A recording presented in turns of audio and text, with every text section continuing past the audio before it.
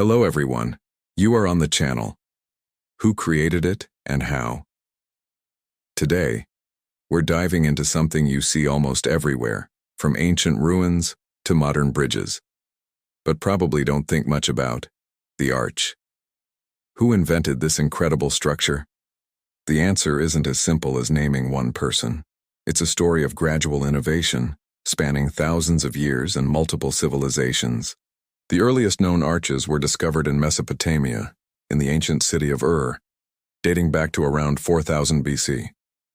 These weren't the grand, sweeping arches we picture today. They were simple corbel arches, made by stacking bricks or stones, with each layer projecting slightly inward until they met at the top. This created a rough triangular opening. It was a start, but it wasn't a true arch. The force was still pushing mostly downwards, not outwards. The ancient Egyptians also used corbel arches, mainly for underground structures like drains and tombs, hidden away from sight. So if the Mesopotamians and Egyptians had the basic idea, who perfected it? For the true semicircular arch, we have to travel to ancient Rome. The Romans didn't invent the arch, but they were the ones who truly understood its potential and mastered its construction. They took the basic concept, likely borrowed from the Etruscans who lived in modern-day Tuscany, and turned it into an architectural revolution. What made the Roman arch so special?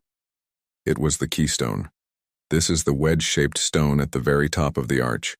When the keystone is placed, it locks all the other stones, called voussoirs, into position.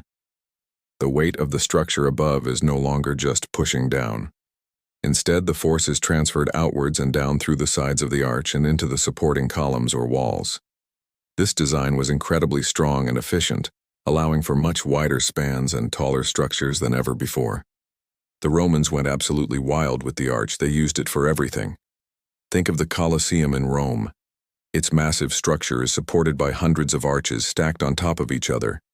This not only made it strong, but also created walkways and entrances for tens of thousands of spectators. It was a masterpiece of engineering. And what about the aqueducts? These were massive water channels that brought fresh water to Roman cities, sometimes from dozens of miles away. How did they cross valleys and rivers? With long, continuous arcades, rows of arches standing side by side. The Pont du Gard in France is a stunning example, a three-tiered aqueduct that still stands today, almost 2,000 years later, a testament to the durability of Roman arch construction. Their genius didn't stop there. By extending an arch in a line, they created the barrel vault, which is essentially a long, arched tunnel. We see this in basilicas and cathedrals. Then, by intersecting two barrel vaults at a right angle, they created the groin vault. This was even stronger and allowed for windows to be placed high up in the walls, letting light flood into massive interior spaces. The arch was the fundamental building block for these larger, more complex forms. Roman engineers and architects became so proficient that they standardized the process. They used wooden frameworks called centering to support the arch during construction. Once the keystone was in place, the centering could be removed, and the arch would stand on its own, a marvel of physics and ingenuity. This made construction faster and more reliable. After the fall of the Roman Empire, the knowledge of arch construction wasn't lost. It was adopted and adapted by subsequent cultures.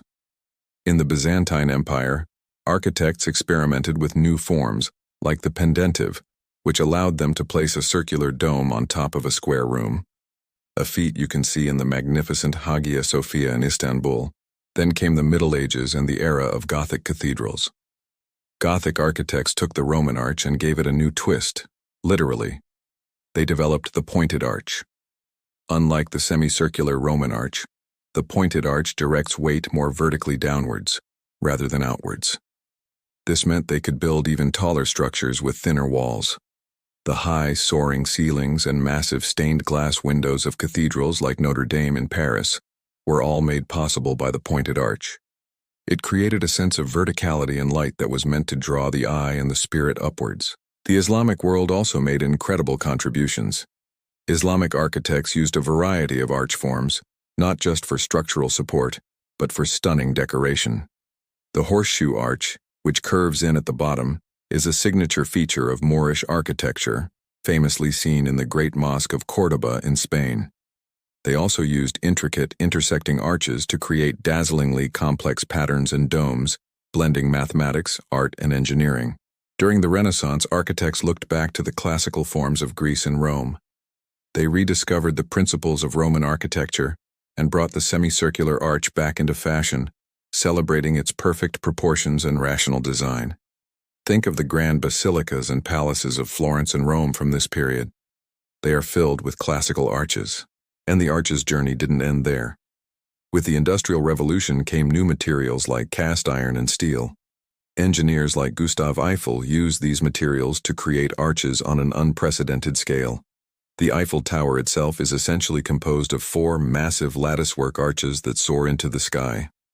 Modern architects and engineers continue to use the arch in bridges, stadiums, and buildings, pushing the limits of design with new materials and computer modeling. The Gateway Arch in St. Louis is a perfect example of a modern catenary arch, an elegant and incredibly strong form. So who invented the arch? There's no single inventor. It was a collaborative effort of humanity over millennia. The Mesopotamians laid the groundwork with the corbel arch. The Romans perfected the true semicircular arch and unleashed its power across their empire. The Gothic builders reached for the heavens with the pointed arch. And engineers today continue to innovate with this ancient, yet timeless, structural form. The story of the arch is a story of human ingenuity. It's about understanding the forces of nature and learning how to channel them to create structures that are not only strong and functional, but also beautiful and inspiring. The next time you walk under an archway or drive over an arched bridge, take a moment to appreciate the thousands of years of history and innovation standing right there with you. Thanks for watching. If you enjoyed this journey through architectural history, don't forget to like this video, subscribe to Who Created It and How, and hit that notification bell so you won't miss our next exploration. See you next time.